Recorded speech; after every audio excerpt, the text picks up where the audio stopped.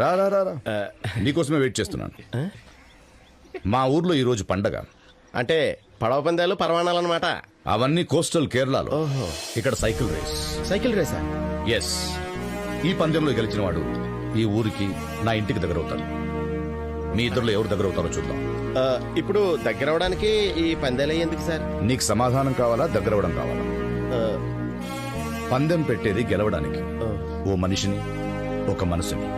Bless me మావయ్య.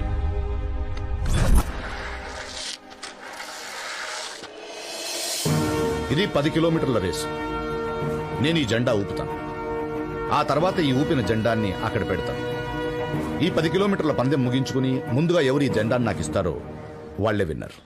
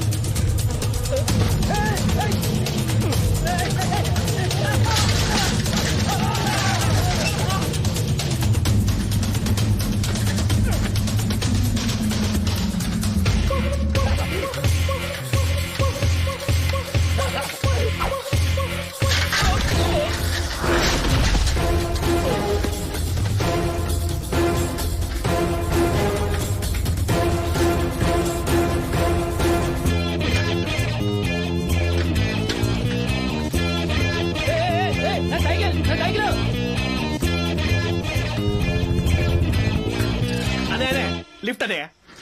Thank you.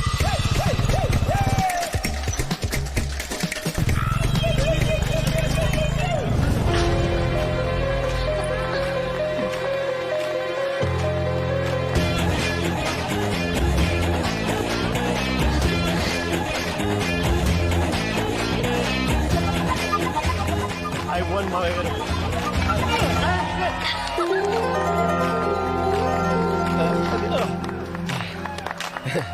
Good job. పందెంలో గెలవడం, పట్టుదలతో పోరాడటం క్రీడా స్ఫూర్తి. ఎలాగైనా గెలవాలనుకోవడం చాలా పెద్ద తప్పు. ఆ తప్పు నువ్వు చేసావు. మోసం చేసావు కాబట్టి శిక్ష తప్పదు. 1 నెల రోజుల పాటు సెంట్రల్ కిచెన్ నుండి భోజనం క్యారేజీలు ఇంటింటికి సప్లై చేయాలి.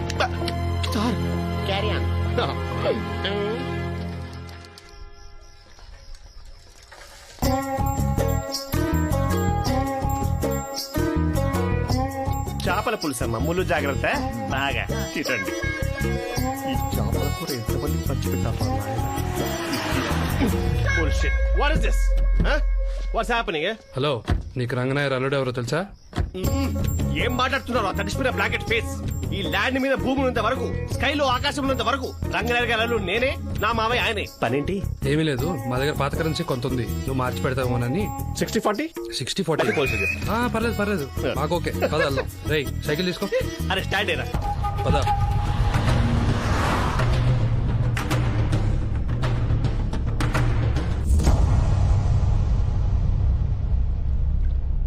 నేనేంటి ఇక్కడ జలకలాడుతున్నాను? ఎవరా కన్యలు? ఏంటా కాళ్ళు? What a beauty, what a beauty. Beauty with bullets. Who are you? నిన్నిక్కడికి ఇంపోర్ట్ చేయించింది నేనే. అవునా? But who are you? Hey, ముందు దాన్ని పట్టుకో చెప్తా. ఓకే, పట్టేస్తా. పట్టుకున్నాను సార్, పట్టుకున్నాను. ఏయ్, పట్టుకోమంది కాళ్ళు కాదు, కాయిన్స్ కాయిన్స్. ఇంత వాటర్ లో కాయిన్ ఎలా పట్టుకుంటారు sir? Okay okay okay, no violence sir. Quick. Sir, I got the coin. Good. I won. Boys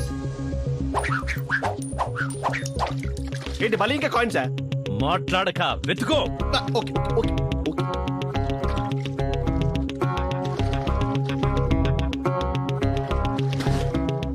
sir నాకు తెలిసి ఇంకో ఎక్స్ట్రా కాయిన్ కూడా దొరికింది సార్.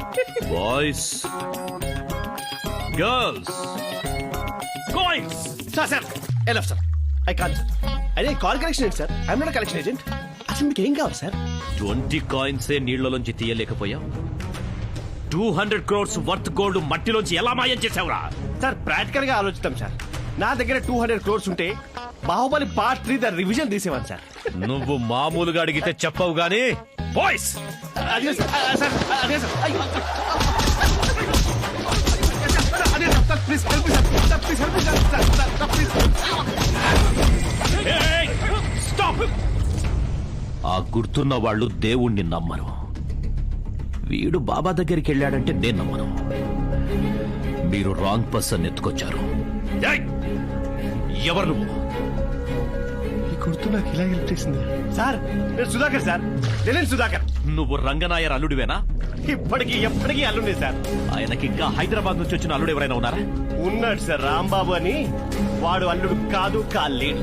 ఎందుకంటే వాడిని నేను మీకు పట్టిస్తాను కాబట్టి. Come on, boys, come on. We have to get the gold. Come on.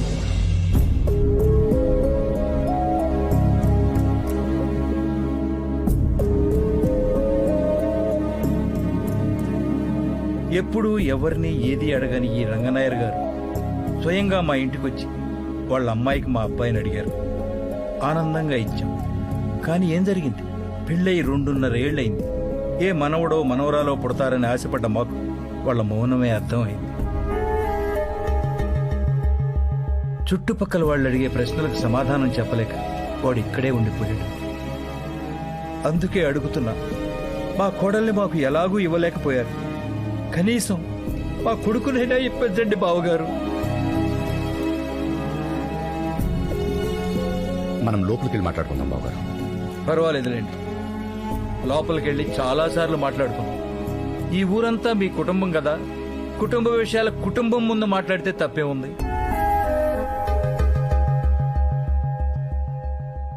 భగభగ Monday సూర్యుని కూడా నిబ్బరంగా తలెత్తి చూసే రంగనాయర్ గారు ఈ రోజు ఊరందరి ముందు తల దించుకుని నుంచున్నారు. ఎందుకో తెలుసా? కూతురు కోసం.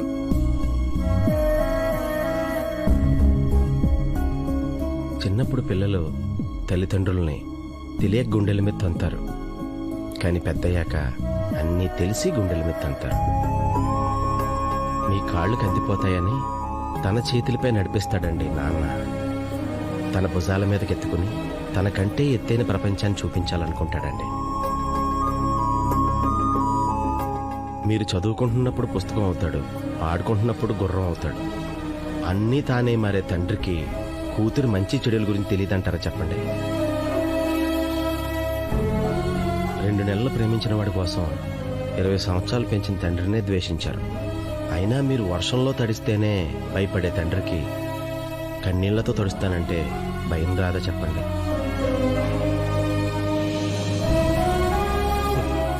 మీకు నడక నేర్పిన తండ్రికి మీరేసేది అడుగో తప్పటడుగో తెలీదంటారా? ఏం పర్లేదమ్మా, ద్వేషించు, తండ్రి కదా. సారీ అండి, మీ కుటుంబ విషయంలో కల్పించుకునేంత చనువు కానీ ఊరు విషయంలో మాట్లాడేంత స్వతంత్రం కానీ నాకు లేదండి. కానీ కేరళ అంతా గర్వంగా చెప్పుకునే ద గ్రేట్ కామ్రేడ్ రంగనాయర్ గారు అందరి ముందు తలదించుకోవడం చూడలేక ఇలా మాట్లాడానండి. నేను తప్పుగా మాట్లాడుంటే నన్ను క్షమించండి సార్.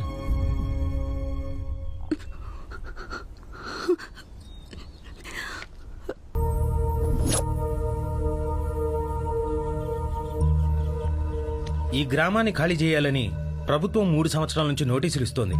6 నెలల నుంచి గుర్తు చేస్తోంది కూడా. అయినా మీరు పట్టించుకోలేదు.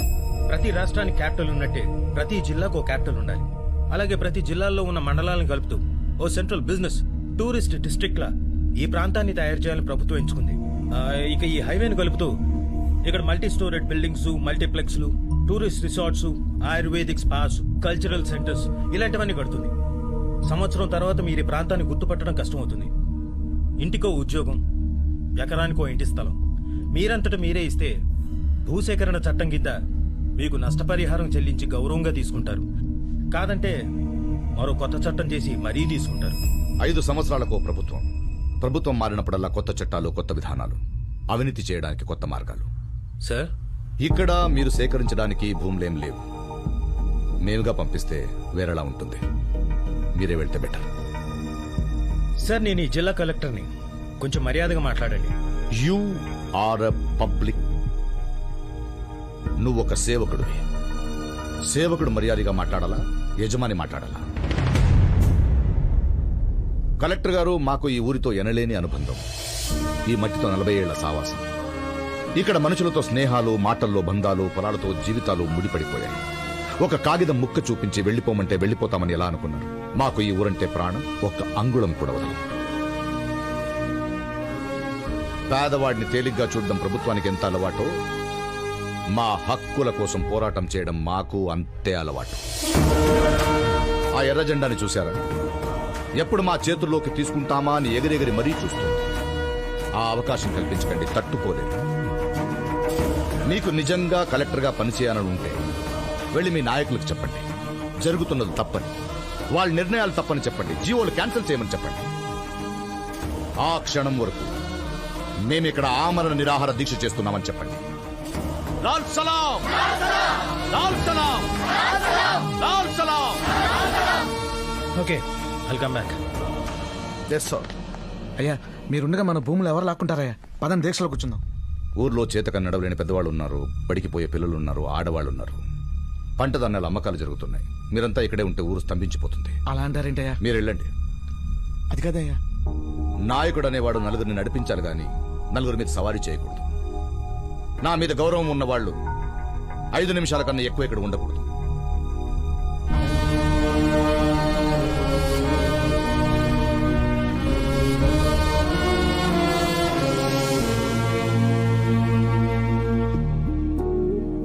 నాకు తెలుసు నీకు నా మీద గౌరవం లేదని. అది కాదు నాయర్ గారు, నేను సావిత్రిని ప్రేమించాను కాబట్టే ఈ ఊరు వచ్చాను. నా ప్రేమలో బాధ్యత కూడా ఉంది. మీరు వీళ్ళందరికీ నాయకుడు కావచ్చు. రేపు నాకు సావిత్రికి పెళ్ళైతే మీరు నాకు మామయ్య అవుతారు. అలాంటి మీరు నిద్రాహారాలు లేకుండా దీక్ష చేస్తుంటే నేను చూస్తూ నిద్రపోలేను. నిరాహార దీక్ష అంటే నిమ్మరస తాగినట్టు కాదు. పద కూర్చుందాం.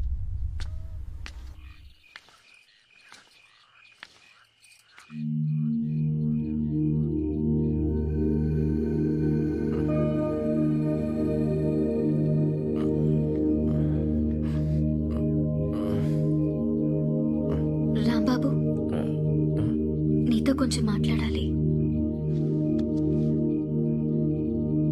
నువ్వు నా కోసం చాలా ఇబ్బందులు పడుతున్నావు రాంబాబు. ఇప్పుడు కూడా నేను నీకు నిజం చెప్పకపోతే నా ప్రేమకు విలువే ఉండదు. ఇప్పుడు ఏమైంది సావిత్రి? నువ్వనుకుంటున్నట్టు ఆ స్టార్ జాతకం నాది కాదు. నువ్వంటే నాకు ఇష్టం. ఎందుకో తెలీదు, చూసిన వెంటనే నచ్చేసా. వేరే దారి లేక ఆ జాతకం మీద నా పేరు రాసి నా ఫ్రెండ్ వచ్చినా వద్దనలేక నువ్వు నన్ను ప్రేమించేలా చేశాను. I'm sorry, but I truly love you రా.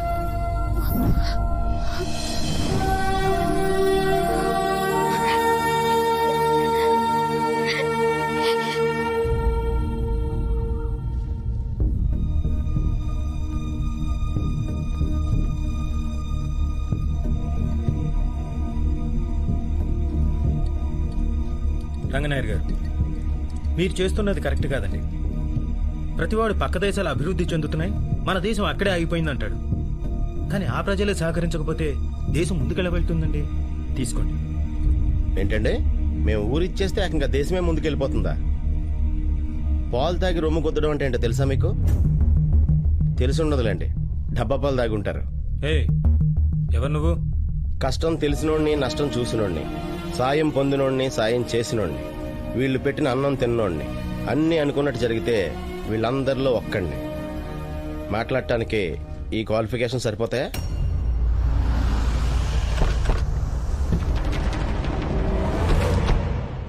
సార్, ఊరంటే బిల్డింగ్లు కట్టే స్థలం అనుకుంటున్నారేమో. కాదండి, ఊరంటే జనం అండి, వాళ్ళుండే ఇళ్ళండి, వాళ్ళ మధ్య బంధాలండి, వాళ్ళు దున్నే పొలాలండి, అవి ఇచ్చే పంటలండి, పండించే రైతులండి. అలాంటి రైతునే లేకుండా చేసేస్తే దేశం ముందుకు ఎలా వెళ్ళిపోతుందండి?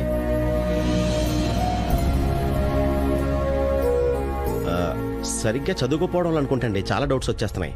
ఇప్పుడు ఈ ఊరు ఖాళీ చేయించి హబ్బలు కట్టించడం వల్ల సుమారు ఎన్ని ఉద్యోగాలు వస్తాయంటారు? 1500 ఉద్యోగాలు వస్తాయి. అంటే 1500 కుటుంబాలు బతుకుతాయన్నమాట. జస్ట్ 1500 అంతేనా? ఈ ఊరికి అంతకంటే ఎక్కువ ఉద్యోగాలు వస్తాయా? ఈ ఊర్లో రైతుల వల్ల మీరు ఊహించలేని ఉద్యోగాలు పుడుతున్నాయి సార్. రైతులు పండించిన పంటకి రైస్ మిల్ ఇండస్ట్రీ ఉంటుందండి. ఆ బియ్యం ప్యాక్ చేయాలంటే ప్యాకేజింగ్ ఇండస్ట్రీ ఉంటుందండి. వాటిని మార్కెట్లోకి తరలించడానికి ట్రాన్స్పోర్ట్ ఇండస్ట్రీ ఉంటుందండి. అమ్మడానికి షాపులు, సూపర్ మార్కెట్లు ఉంటాయండి. రైతులకి లోన్లు ఇవ్వడానికి బ్యాంకింగ్ ఇండస్ట్రీ ఉంటుందండి. మధ్యలో పంట పెరగడానికి కావాల్సిన ఎరువుల ఇండస్ట్రీ ఉంటుందండి. దున్నడానికి ఆటోమొబైల్ ఇండస్ట్రీ ఉంటుందండి. పంటలు బాగా పండితే ఎక్స్పోర్ట్ అండ్ ఇంపోర్ట్ ఇండస్ట్రీ ఉంటుందండి. డైరెక్ట్ గా కాకపోయినా హోటల్ ఇండస్ట్రీ ఉంటుందండి. వీళ్ళ మీద పడి బతికే బోకర్ల ఇండస్ట్రీ ఉంటుందండి. వీళ్ళ ఓట్ల కోసం హామీలు గుప్పించే పొలిటికల్ ఇండస్ట్రీ ఉంటుందండి. ఉంటాయా, ఉండవా? ఇన్ని ఇండస్ట్రీల్లో ఉద్యోగాలకు కారణమైన వ్యవసాయ రంగాన్ని మాత్రం ప్రభుత్వం ఎందుకు ఇండస్ట్రీగా గుర్తించదో? 1500 ఉద్యోగాల కోసం 1800 ఎకరాల పంట భూమిని బీడు చేసి బిల్డింగులు కట్టేస్తారా? అసలు ఆ కొండల పక్కన 2000 ఎకరాల బీడు భూమి ప్రభుత్వందే కదా, అక్కడ కట్టుకోవచ్చు కదా మీ హబ్బులయ్యో. తప్పు సార్.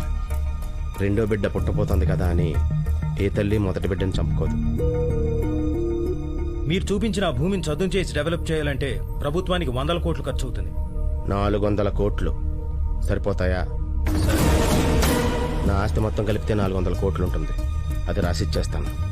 మీ గవర్నమెంట్ నా హబ్ ఏదో అక్కడ కట్టుకోమని చెప్పు.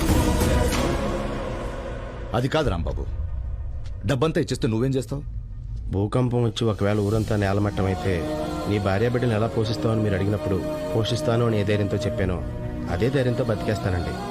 జనరల్గా మనిషికి కష్టాలు కుందేల్లాగా ఫాస్ట్గా వచ్చి తాబేల్లాగా స్లోగా వెళ్తాయంటారు. కానీ నా జీవితంలో డబ్బు ఎప్పుడు కుందేల్లాగా వచ్చి కుందేల్లాగానే వెళ్ళిపోయిందండి.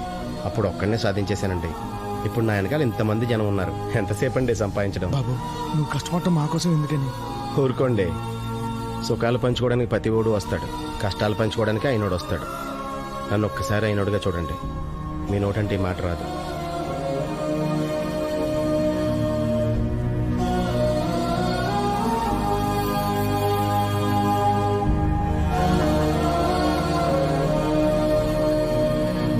యో గ్రేట్.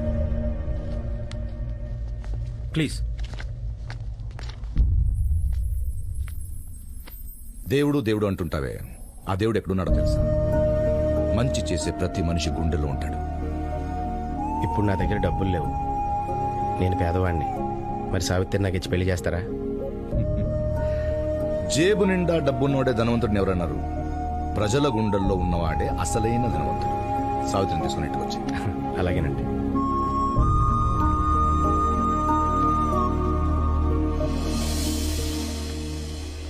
ఏంటి సావిత్రి, వెళ్ళిపోయినాడు మళ్ళీ ఎందుకు వచ్చాడని చూస్తున్నావా? నువ్వు అబద్ధం చెప్పావని తెలిసాక కోపం వచ్చింది. ఆ కోపంతో కొంత దూరం వెళ్ళాక తప్పు నువ్వు ఒక్కదానివే చేయలేదనిపించింది. ఇంకా కరెక్ట్గా చెప్పాలంటే ప్రేమ కోసం నువ్వు అబద్ధం చెప్పడం తప్పే కాదనిపించింది. నేనే ఉంగరాలని జాతకాలని. సారీ సావిత్రి.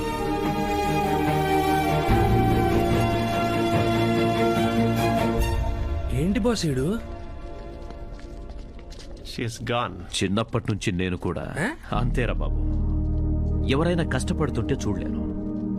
10వ తరగతి పరీక్ష రాసేటప్పుడు పక్కనున్న అమ్మాయి పెన్ను లేదని అడిగితే నా పెన్ను ఇచ్చేశాను. మరి ఎగ్జామ్ ఎలా రాశారు బాస్?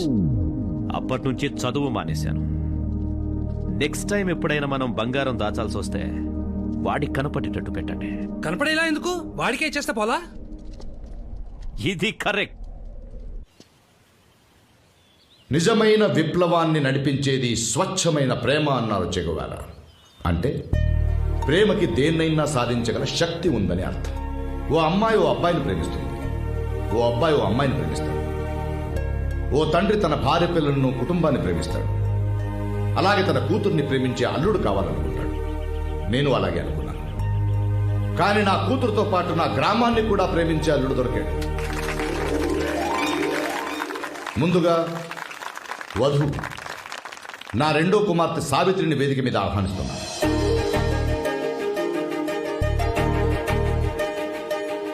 ఇప్పుడు మనందరికి సుపరిచితుడైన నా కాబోయే అల్లుడు రాంబాబు గారిని వేదిక మీద ఆహ్వానిస్తున్నాను.